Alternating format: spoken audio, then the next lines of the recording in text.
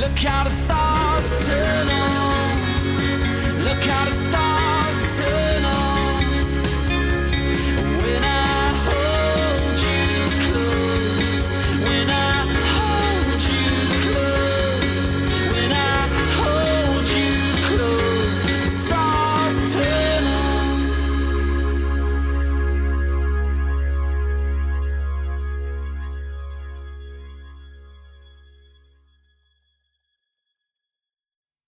Hello and welcome to Season 4, Episode 19 of the Press Box, in association with the unit.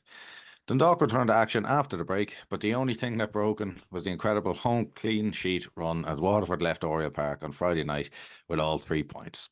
On this week's show, we'll be looking back on that defeat and ahead to this Thursday's trip to Tallaght Stadium to face Shamrock Rovers side, who also had a defeat of their own at the weekend.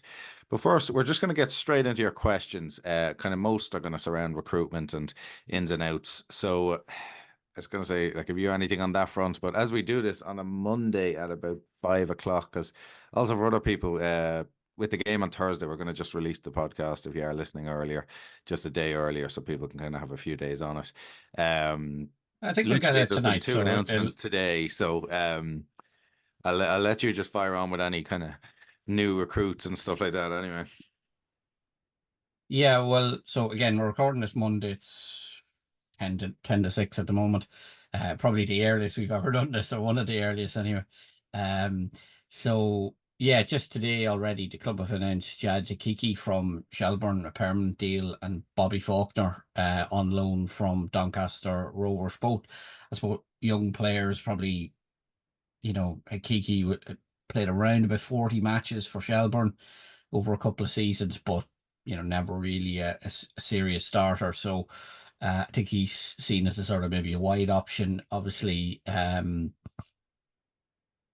Faulkner, he didn't get a lot of game time. Now there was injuries in that, but at Doncaster last season, but he has played upwards on 20 plus matches for them at various stages. And Grant McCann, the manager there, did give him a new deal, so he's obviously rated decently enough at the club. So look, a young centre back coming in, you don't know what his level's at in terms of how good or not he's going to be. If he's half as good as Zach Johnson, who's on the way out, we'll take it, but remains to be seen. I think there will be one more, and again, depending on when you're listening to this, there will be probably one more this evening, which will be Hayden Cann, who's obviously on loan at Drogheda.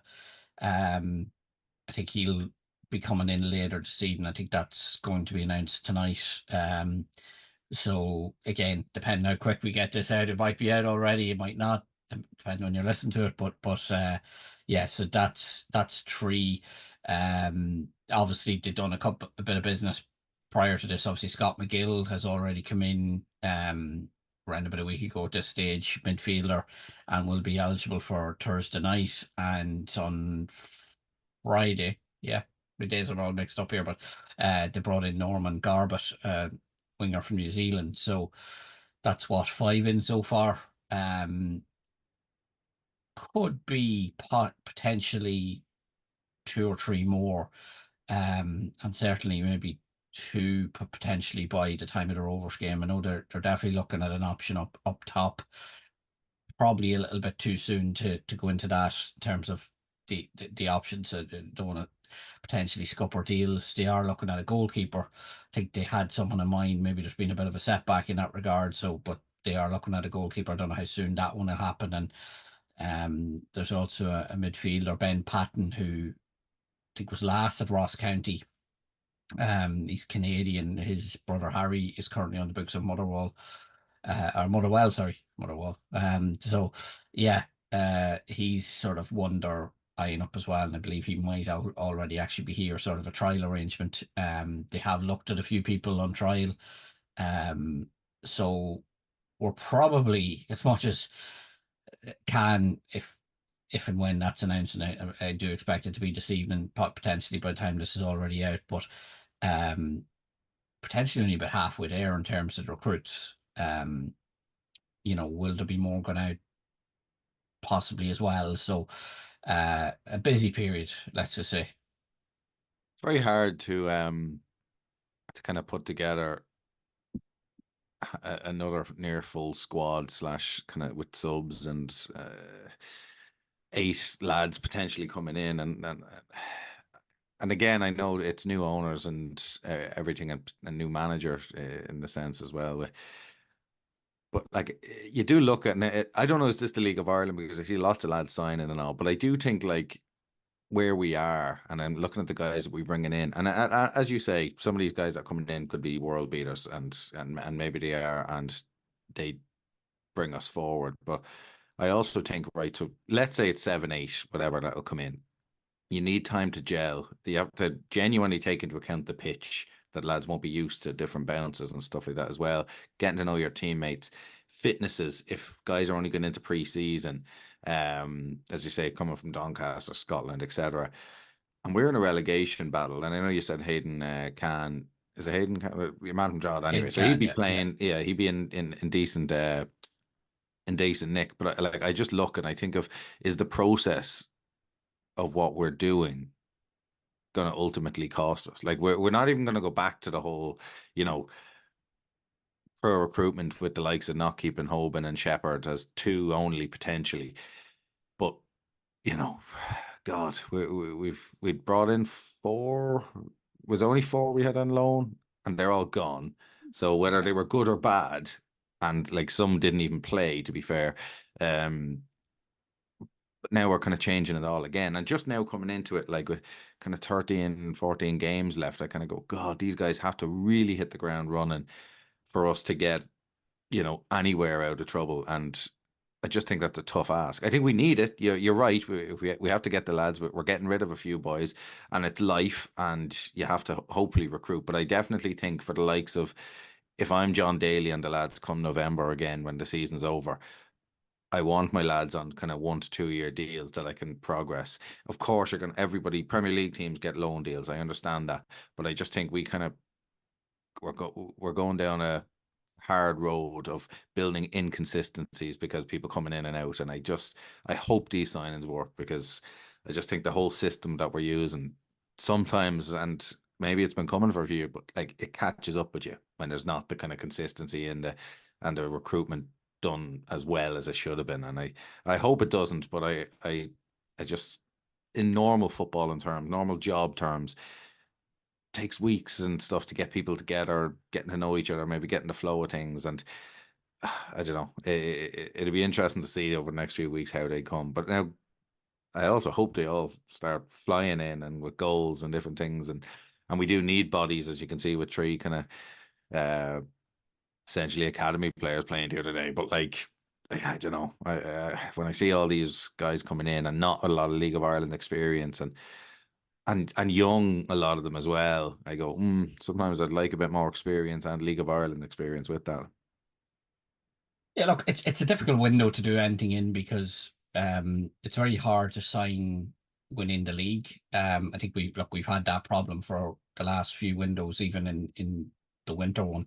And also even from the UK sort of market, there's lads, like you take a Zach Johnson, for example. I presume he'll do pre-season with Sunderland. Like Zach Bradshaw, he'll do pre-season with Lincoln.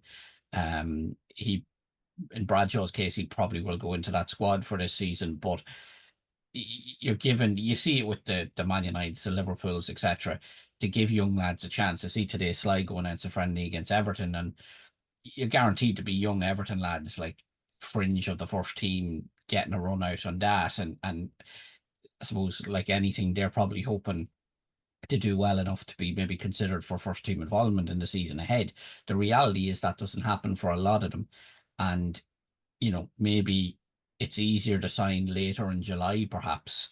But with the Euros, the leagues are starting a little bit later than maybe they normally would this year as well. So it's a very difficult window. And to be fair, I don't think you're going to see an awful lot of like interleague business. Obviously, the likes of Pat signed Alameen Kazim today, who had been at Galway, but that's a slightly different one because his contract was up at Colchester. And again, what did Pats have to pay? Because I know Galway did offer him a deal, and Galway aren't paupers by any means.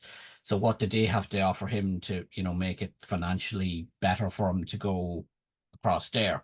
Now they do have the carrot of European football and all that, so it's a very difficult one. I think, look, the crux of it is, and it's probably not a debate for now, and ironically, I know it was a debate around, say, Nathan Shepherd at the start of the year, where people were talking about potential release clauses and was it a good idea to potentially lose your keeper midway through a season. But if you look at it with our loan deals and what happened with our goalkeeping, so, you know, from the start of the season, if you take, say, our best 11, we've lost our first choice goalkeeper. I think everyone would agree that was George Shelvey.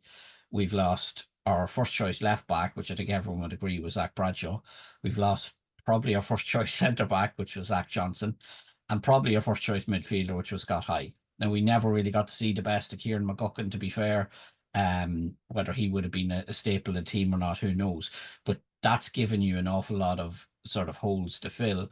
Now, and John Daly I had a good chat with him recently, and he sort of acknowledged it, like, maybe you do need to be stronger in these situations and insist on that we get them for the whole season. But he says the downside of that is if you play hardball in that way, there's someone down the road and like potentially a Drogheda who says, look, we'll take them for half a season if they like, and that's where you're at. So it's a difficult one to sort of get your head around, but it does create problems then midway through the year when you're then trying to almost reinvent and like that, as you say, Caden Can should be relatively up to speed. Jadakiki has played a lot of football, but just the nature of being around Shelburne and them going well, he should be fairly ready to hit the ground running.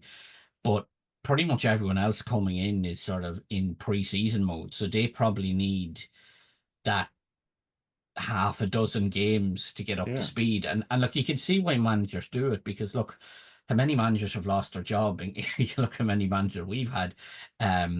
Like 3 matches in this league at the moment, and you're like, you just take, we're going to Rovers on Thursday. Our next 3 games are Rovers followed by a double header with Drogheda. Now, I'm not saying anyone's calling for John Daly's head, but if we lose those 3 games, it's a very different perception of them compared to if we win them. If you take Rovers, they're playing us on Thursday, followed by a double header in the Champions League qualifiers against Viking or Reykjavik. So again, and I'm not saying it's fair or right, but look, football is Stephen Bradley under pressure if he loses those 3 games. And that's the nature of our league, where managers have to feel, even if, geez, you know what, you'll do 2 matches for me, because 2 matches can be the difference between, you know, putting yourself on the right course or not. And it's probably not good for the league, and it's probably not good for long-term stability, but I completely understand why managers do it. Regarding our signings, look, the likes of, say, Garbett, haven't seen enough of him.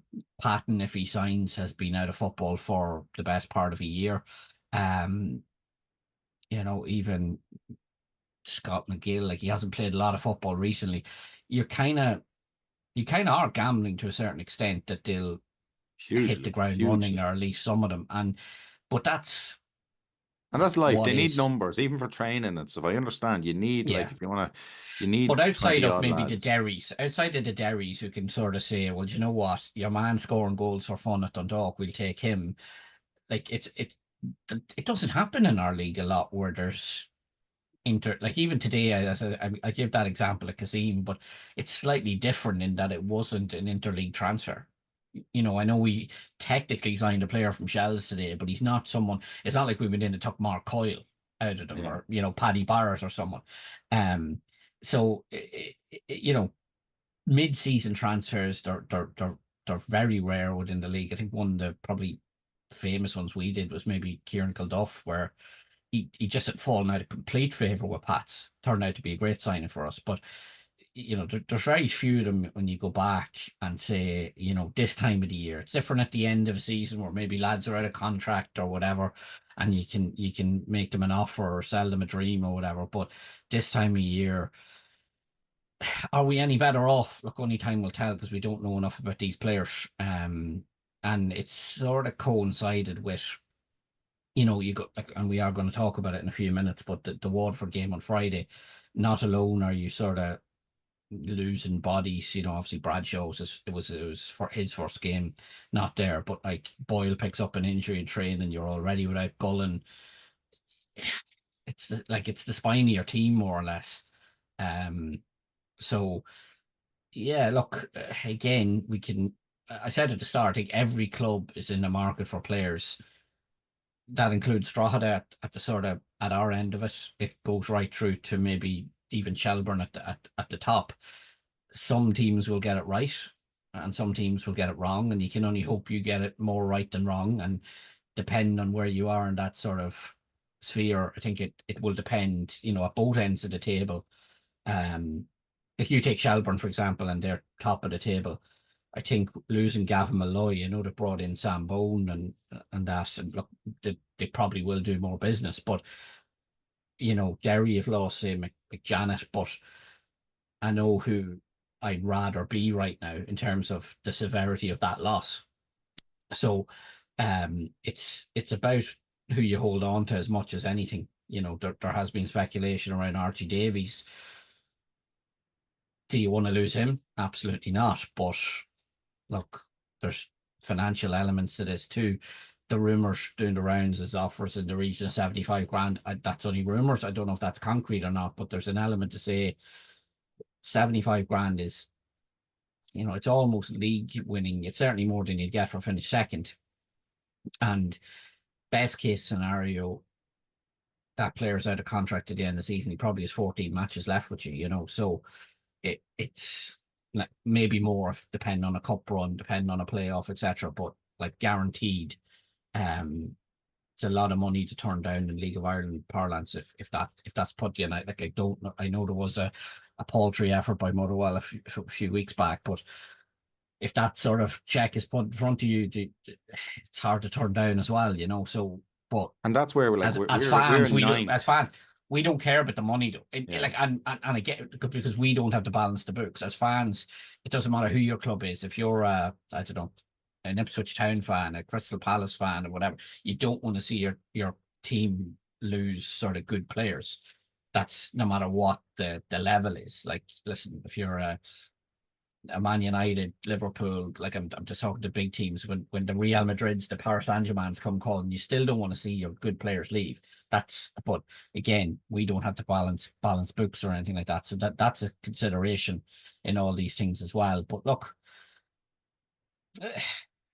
to be honest, our recruitment has been lacking on the whole for a while. This is a new sort of approach to it. We can only hope at this stage it's more right than wrong. Maybe there is a player in Faulkner, maybe can, like ironically, can score one of the most damaging goals against us all season. That winner in the last minute up in Weavers Park. But now he's trying to do it for us. So again, maybe a different manager gets a different tune out of a different player. I mentioned Kieran Cunduff a few minutes ago. He wasn't getting a sniff at St. Pat's and came into Dundalk, and I think it's fair to say he's wrote his name very quickly into the history books of the club. So yeah, look, it can just go that way too. So let's see how it goes. But it'll be interesting. I think on the Archie Davies one, I think if a concrete enough offer comes in, I think even everybody at the club would have to accept it. Like, he can just sign one of those pre-agreement things anyway, as of now. So like, and in fairness, he'd make more money out of it probably because he'll get like a bigger signing on fee and stuff like that. So you just don't know how that'll go. But I think as a club, if they do, something comes in from, and where we are, like, our best case scenario is 8, if we're all being very honest with ourselves right now. And even looking at that with Bows having 2 games in hand, even if they got 1 win, they'd be on 28 with Sligo, and we're 19. Like, so it's a 3-game swing to just get out of 9th. But also, like, in that sense, if you're getting 50 to 70 grand, is it going to really change your season? I don't know. And I kind of just think at this stage, take the money, like, because we're going to lose him anyway. He's obviously good enough that he's going to go. Now, the other side of that is, right, and just to play slight devil's advocate here, and again, we don't have the balance books, so I keep saying that, but I remember, was it 2017, and Galway sold League Race kind of this time of the year to Rovers, and like Shane Keegan was manager at the time, and like Shane Keegan, even people like Johnny Ward, other Galway fans said no, they would always ponder, maybe it wouldn't have made a difference, but they would have said, would we have stayed up had we kept league race? So I think they got round about 50 grand at that stage. And yeah, you can understand why a team would take it, but equally, they spent 7 years in the first division after that. So yeah, maybe they were better staying up and potentially not having to go through those. I think it was 6 years in their case or whatever, but still, it was a long time down there. So again, it's a calculated gamble. Like, I mean, if we sold any player tomorrow and we finish 8, you're saying, well, it was worth selling them. If we sell a player tomorrow and he's, you know, and we finish bottom, you're saying, well, why the hell did we do that? So look, you'd want a crystal ball for a lot of these things. Yeah. Right. Well, we will move on to some questions people have sent in. And as always, they are in association with Malone Financial Services.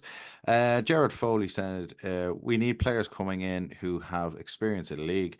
We're in a dogfight to avoid the drop. We can't rely on young lads who don't know the League of Ireland. It would not make sense to let Muller go now before November. I suppose...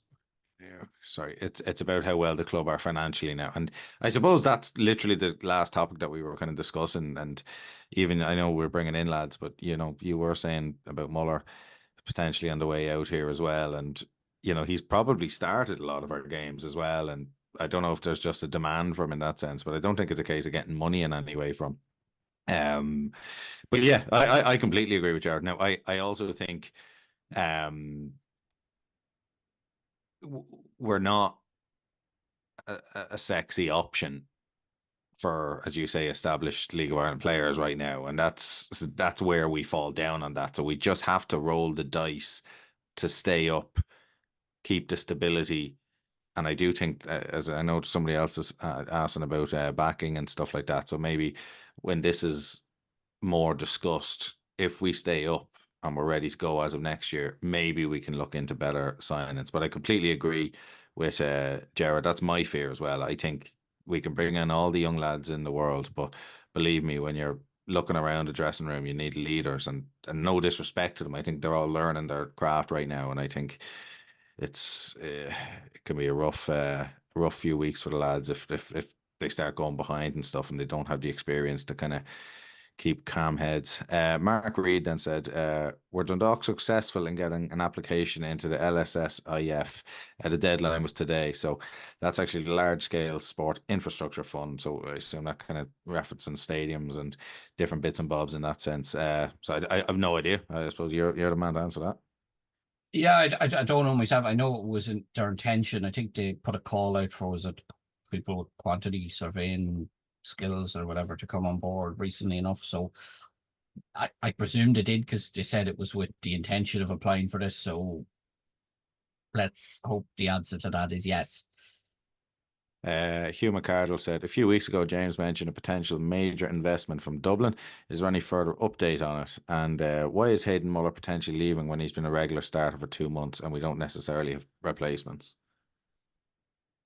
Yeah, and I know Ian Sharkey asked about the investors as well. Trippy, I had heard reports that there was a bit of a setback in an investor. Now there was more than one, potentially on the verge, so I'm not sure. I was hoping / due to sit down. We mentioned last week when we were talking about the Golf Classic, I had a bit of a chat with Brian Ainscough and kind of said, look, I want to do something with you before you go back. How long are you here for? And it was my understanding he was due to be here this week. Was kind of hoping to line up something Tuesday, Wednesday of this week, maybe. And he had to go back early. He wasn't actually at the game Friday when he was originally due to be. So I will nab him down, because there is, look, I just think there's things maybe needs to be put to him. And to be fair to him, we didn't go into anything on the day of the golf, but like he did say, look, you can put anything to me and stuff like that. So I didn't get a chance to ask him then, but I was hoping it would be this week. It is something that in theory, look, I could call him, I could do it over Zoom. I think it's something that needs a proper sit down, ideally face to face. So I haven't got a a grasp on his schedule of when he's back over. But as soon as he is, I will try and rearrange that with him and put those sort of things to him. Might even see if I don't know if he'd be up for a podcast, or even if we can put the questions out there if people want things answered. But I think it'd be good to do all that. I think the second part of the question, Muller, and I think everybody. Yeah, I'll get there. Yeah. So, look, I think, and it's not something I'm comfortable maybe talking about, but you've people like Louis Ansley obviously left the club on Friday to join Braintree Town, might have been Thursday. But I'm led to believe they were the two of them were three of our top 5 earners. So Louis hadn't played for us basically since April. And you're looking at Hayden Muller. Yes, he's getting a decent run in the team and all that. But at a time when you're sort of trying to reinvent things, I think if you've everyone fit, and I mean everyone fit, your 2 centre backs, your midfield, and that includes people like Dara Keane, who, John Daly hasn't even been able to call upon yet. He's obviously bringing in he's already brought in McGill. He's brought in the likes of, or potentially bringing in the likes of Ben Patton. Is Hayden Muller in your starting 11? And that's a question that's kind of open-ended. But if you can say move on those 2 and get maybe 3 in for the same money, I presume that's the way the club are looking at it. Now, there's also the other side of this. These guys are both, I'm going to call, I know he's a Gibraltar international, but he's a Londoner effectively, Louis Ansley. So did they want to get back there? Is it better for their career prospects, etc., to be in that sort of window? Perhaps. Now, Muller's still there as things stand, and I don't know if the injury to Andy Boyle maybe changes things. Andy Boyle's fit, and you've potentially Faulkner coming in with, say, Mayo already there. Do you say, right, we can afford to lose a centre back? Again, you reverse to the midfield. You've Doyle, Benson fit. You've Ostenbrink was on the bench the other night. Keane will get there, and you've McGill now eligible. So do you say, can we afford to let a midfielder go? But look, it remains to be seen whether the Boyle thing maybe changes things. I believe Sutton United were interested in him, but as it stands, he's still there. I'd be surprised if anything happened pre-Thursday anyway. But yeah, let's see. Let's wait and see on that. Right. Well, we will quickly get on to a bad night now. I suppose for John Daly and his lads, it was the first time we conceded in Oriel Park in a long, long time as well. They get a good start for a league debut for Keogh. First start for Kenny. We played well at times, but again, we're just not clinical, and they were. And I think, again, this happened 4 days ago. It's weird talking about it. It feels like I'm talking about something from 1958 or something. But I remember being impressed to an extent. I thought we played well. I think there was chances, but I never felt we were kind of in control. I always thought they were even a gear below us. And ultimately, we referenced some of their players. I just think they have, they were more clinical. They had better players up top. Even the free kick, regardless of whatever you think about the foul, it's poor goalkeeping. And even the first goal's relatively poor goalkeeping. I felt he just wasn't out quick enough. Split. The first goal was actually an amazing ball to give them their due. It was a defense splitting pass, good finish. But I think the keeper, and I just think, again, you were saying maybe we're getting a new keeper. I think it's needed. I think listen, Monroe didn't cost us the game, but I just think a better keeper, maybe that finishes 0-0. And to be honest, it's just same old. Not clinical enough, having a few chances and stuff. John Mountney had a good opportunity. Yeah, they go your way some days and they don't other days, but we kind of seem to be here a lot. And I think we just need to, for me, we move on to Rovers, and they're in a bit of a bad patch themselves, and hopefully we get a bit of luck or something then. But again, we're just not clinical, and our goal score shows you this. Like, Yeah, like 4 goals in Oriel kind of sums it up. And like, I wasn't completely downbeat about it. I've spoken to a few fans since, and they were, more upset than I was. But I thought, you don't get any for this, but I thought we created chances, or the ability, probably more. We're still, I think, definitely since John Daly came in, we're creating a little bit more. Yeah. Like, look, Unkenny got his first start the other night, and I thought he did well for the most part. I thought he had a sort of half chance from a corner where he got a bit of a toe poke on it, and the keeper he spilled it and guarded a second attempt. But there was 2 balls in just before that, and he kind of, for me, ducked out at him a little bit. And it's just about having that sort of killer instinct. I think, he didn't score the other night, but Ammon's ability to sort of influence the game, like the different class, yeah. But their opening goal, for example, like, it was probably a poor corner from us, but who was it clearing the ball out of his own box to start the break? Ammon. And now, brilliant ball by Pattison. Yeah, we were caught in the break. It was a great goal from Waterford's perspective. Free kick, I thought, debatable whether it was a foul by Doyle and McCormick. I thought, for me, he got something on the ball. Thought it was slightly bought, but look, the setup of the wall wasn't good enough. It's on the keeper's side then. Look, a great finish by McMenemy, to be fair, but I think you're expecting more of your keeper there. For me, it's a problem position for us right now. I don't know if Ross Monroe was fully fit the other day.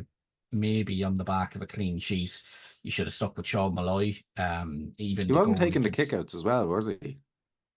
He was, yeah. There was but maybe a few his kicking probably left a little to be desired on the day. What's actually wrong? It's a hamstring or something, is it? Or I think it's a hamstring quad or something like that. But you can see it on him though. Look, for me, he doesn't command his box enough. And I don't know, like, because even towards the end, there was an in-swing corner by Dara Leahy, and he sort of fumbles it. Like, he didn't catch it, or he didn't punch it. And look, you sometimes forget about these things because it didn't lead to a goal, but maybe you get punished for that in another game. Like, he had that incident recently in Galway. I don't want to be too downbeat about someone, but, like, at times you're going to need your keeper to make a big save, make a big block, whatever it is, commander, just even the simple things, come out and catch it. Gary Rogers was brilliant at it in his prime, where, to be a ball pumped in, a team's chasing an equaliser or whatever against you, and he just come out and like a big Gary Owen style catch, and all of a sudden the pressure's off you. And that's sometimes, again, they never make match reports, but they're important moments. So we probably need that sort of. It's also experience. Like, what age is Monroe? 24, but not a lot of games. Not the youngest. He's as young as I would have thought. He's only played like 24, or sorry, about 50 odd matches in his career, and he's primarily been a second choice. So it's new for him. It is new for him. But for me, yeah, you just want, like, we were looking at I think a Scottish keeper. I think there has been that search will go on, but I think right now, and look, I'm sure you're getting these messages as well. I think Nathan Shepherd has been the most spotted man in Dundalk that isn't actually ever in Dundalk. I think every second day I'm getting a message saying, is Nathan in Oriel, or is Nathan in town, or he was spotted. I think if a ginger lad walks up Park Street, I think he's been mistaken for Nathan Shepherd at the moment. But and I'm not saying, but I think Nathan Shepherd makes you better. Now, if you're John Daly, Graham Kelly, etc., and you can go out and get someone that you think is better again than him, go for it. I'm all for that too. But Nathan Shepherd, I think, improves us, and he's available. And I think, look, there was a bit of aggro with that deal at the beginning of the year, but to be fair, I think everyone associated with that period is now gone from the club. So I don't think there can be anyone that has grudges there or anything like that. So I think for me, if you need a keeper, there's one there with a connection.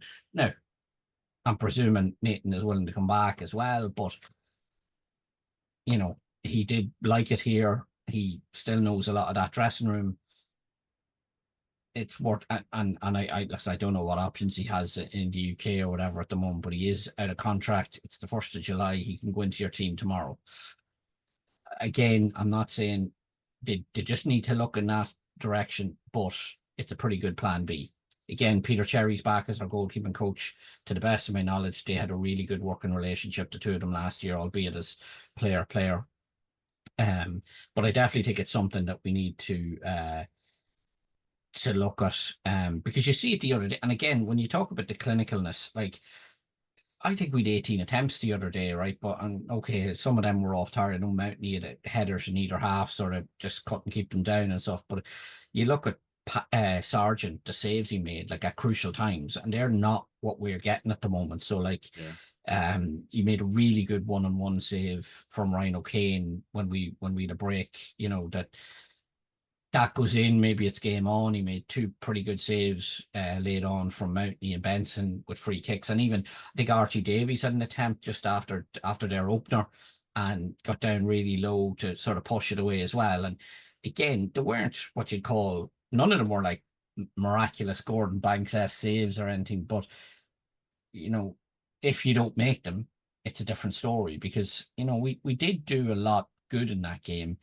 but you know, and maybe look, we need to forget about the past completely. But I think if we had a Patrick Hooban still in our team, we're safe, because we just don't have that player who, when we're on top, and we have been on top in a lot of matches, to be fair, we don't have that player who'll stick it away. Now, Jamie Gullen's injury, to be fair, came at probably the worst time, because he just looked like he was really getting into a flow and was a threat. And even with a lot of free kicks the other day, as I say, Mountney, Benson, and even young Sean Keogh all tested to keep it with free kicks. So, you know, I'm sure if you give the way Gullen's been hitting them this season, give him 3 cracks at frees, he's licking his lips.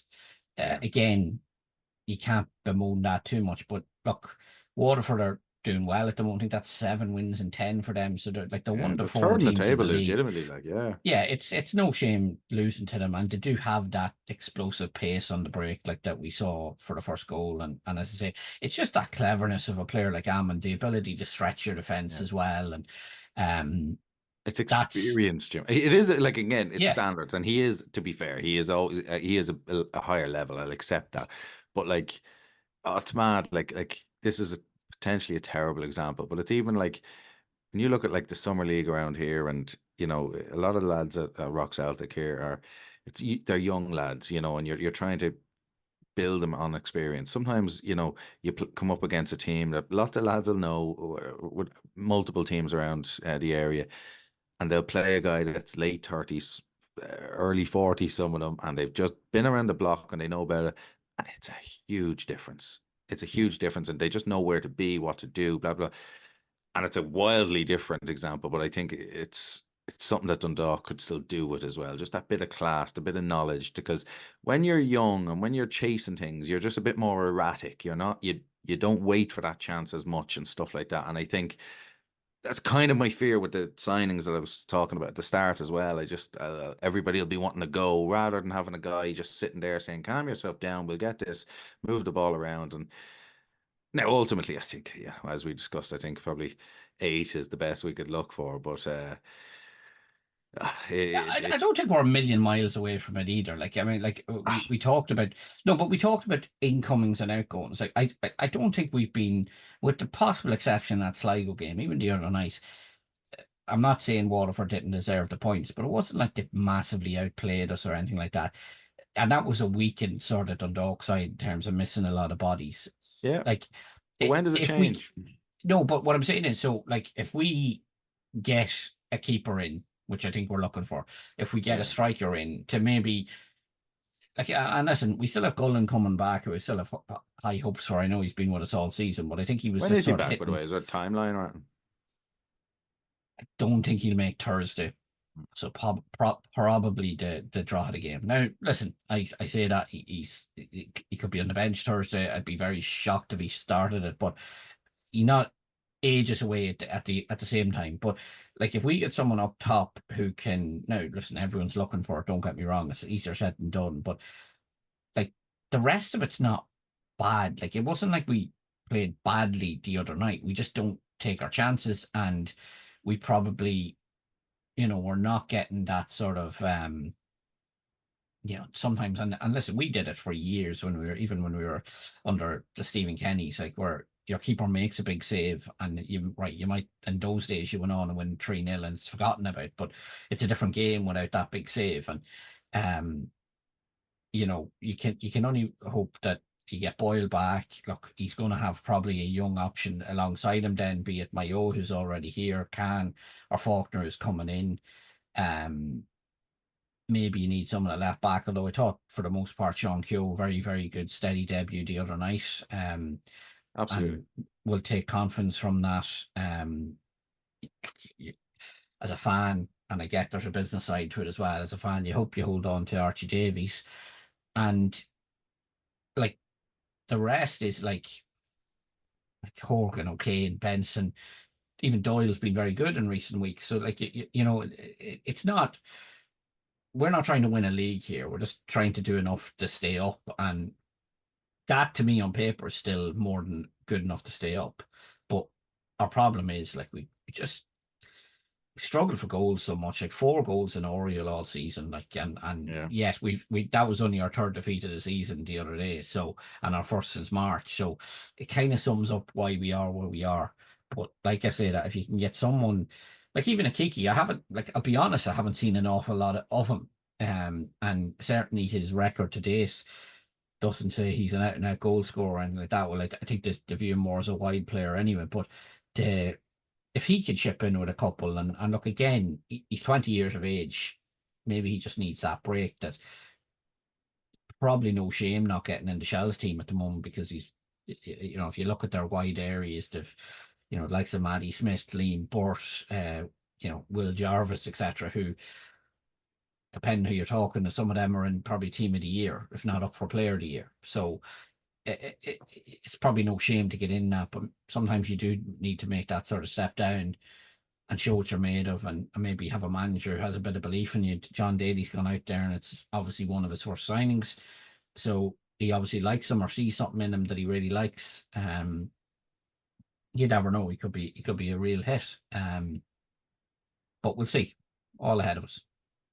Right, well, before we do discuss Thursday trip to Tallaght, we're going to hear from our main sponsors, The Unit. Today's episode is powered by The Unit, experts in building innovative products for the betting, iGaming and sports industries. They're the brains behind building innovative products tailored for those who love the game as much as we do. From software that powers up the betting world to platforms that enhance how we engage with our favourite sports, The Unit is leading the charge. The Unit, a winning team that reminds me of the Kenny era Dundalk in their consistency and results. Proud sponsors of the Press Box podcast. Learn more at theunit.dev. It's mad that in the form we're in, if I knew we were going down to Tallaght in any normal circumstance over the last maybe 3-4 years, I'd be thinking, well, that's just a disaster. Nothing will be happening here. But yet, they're potentially in a bigger mess than us form-wise. Like, I know that they're obviously higher up the table, but what did you send me here? So since the start of May, Rovers have played 9, won 2, drawn 2, and actually lost 5. And losing to Sligo Rovers the other day is like, it's a bad loss. Like, again, that's a team that was falling apart, didn't have, lost some of their better players, were in poor form themselves. They're not scoring. They're, I don't know. And like, listen, we 4 and 6 against them this year, like, of all things. And I know we don't have a lot of points, like, but we've actually done well against them. So funny enough, going to Tallaght now on Thursday, I'd be confident of a draw. Whether we go out and beat them, I don't know, but I'd like snap hand and all for a draw right now going down to Tallaght. But like, I think it's hugely possible. Yeah, look, they're under a bit of pressure. Like, just as you mentioned, like in their last 9, only 1, 2, drawn 2, like lost. Like that's, I think if you pull up our last 9, I think it's better than that. And like, with granted did postponements, I think the Galway and Bows games were off due to international call-ups, but they actually haven't won since the end of May when they beat Drogheda. You go through, like, depending how far you want to go back, like they've lost 2 of their last 3. Lost the last 2, lost 3 of their last 4 and 4 of their last 6, which included that defeat in Oriel. So like it's almost relegation for them. And when I say pressure on them, I think some people have already. I think I read the headline, didn't click into the article, but like I think John Caulfield's already written them out of the title race. What 15 points behind Shells now. It would be a hell of a collapse when you factor in Derry are so far ahead of them as well. But they need to, like, if they're going to turn it around, and it's a big ask, they need to start it somewhere.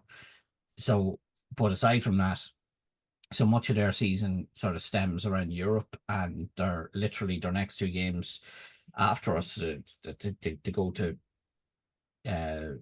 Reykjavik for the following Tuesday, and obviously the second leg then, and that's such a big point of their season. So at some point they need that sort of boost, to hit form. I don't think you want to be going into Europe on the back of, say, 3 defeats or even 2 defeats and a draw or something. You need that sort of positive.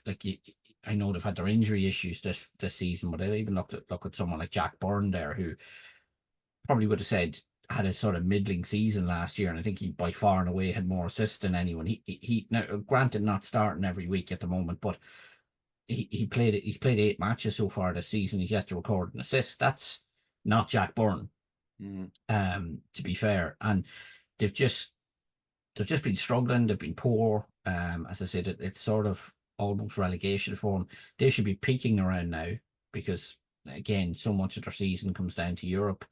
And again, it doesn't take a lot for fans to turn. It was 6 years ago we went up there and did Bradley out posters and stuff like that. It's I think that would be very harsh personally, but I mean, again, if you fall further behind in the league, if you go out of Europe, stranger things have happened, and that's why it's such a big game. All the pressures on them as well. But I think, we're almost on a hiding to nothing going up there, because we don't have a great Tallaght record. We have a great record against Rovers and Oriel, but not our Jamie Gullen's goal on the opening day was our first goal there in 5 matches. We haven't won there in 9 league visits now, going back to Sean Gannon's winner in June 2019. So it hasn't been a happy hunting ground by any means, but like that, they're probably a team that in a way we kind of, it suits us to play them because we can soak up a bit of pressure against them. I think it will be Zach Johnson's last game, and like he'll be looking to go out on high. So like, I mean, the defense and stuff will be, probably relishing, the chance to show it. But it depends. Look, again, I think in our matches in particular, first goal is crucial.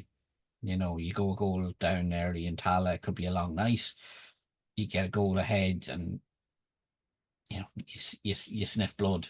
So it's a really tricky one to call, but kind of undecided whether it's a good or bad time to be getting them right now. But I think all the pressures on them, definitely. Virgin Media things, or why is it on a Thursday? It's because of the Euros. All the Premier Division games are this Thursday. It's because the Euros, it's the quarterfinals.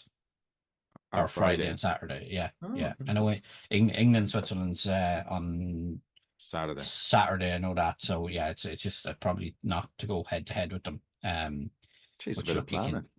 Yeah, well, you can debate the ins and outs of that, but I suppose, look, it probably doesn't make sense to go head to head with those matches. So, yeah, look, 4th of July, so a big day for all our American followers. So, yeah.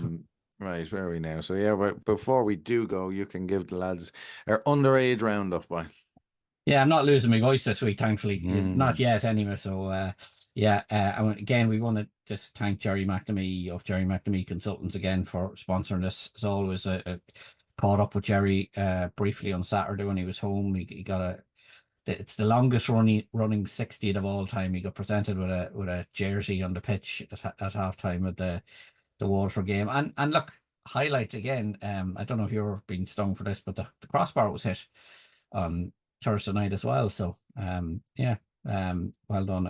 I missed who did it actually. I think it was one of our coaches. But anyway, in the underage front, on Sunday, the women's under-19s lost 5-2 away to Shelburne, with Ella McKenna and Chloe Ibizim getting late consolations for Jason McConville's side. The men's under-14s also lost 2-0 away to Derry City on the same day. This Saturday, the men's under-20s are away to Club Kildare at 2:30, while the men's under-14s are away to Finn Harps at 2. The women's under-17s are at home on Saturday at 5:30 p.m. to Shamrock Rovers, and meanwhile on Sunday, the women's under-19s host Bows at 1:30 p.m, while the men's under-17s are at home to Galway United at 5. Perfect. Right. Well, that is that from us on the press box this week. We want to thank again our main sponsors, the unit, and again, as always, our associate sponsors, Player Fit, Jerry McNamee Consultants, and Malone Financial Insurances, or Services even, sorry. So we are going to hopefully get 3 points on Thursday night in Tallaght. We do hope to see you all next week, and we will chat to you then. Look how the stars turn on. Look how the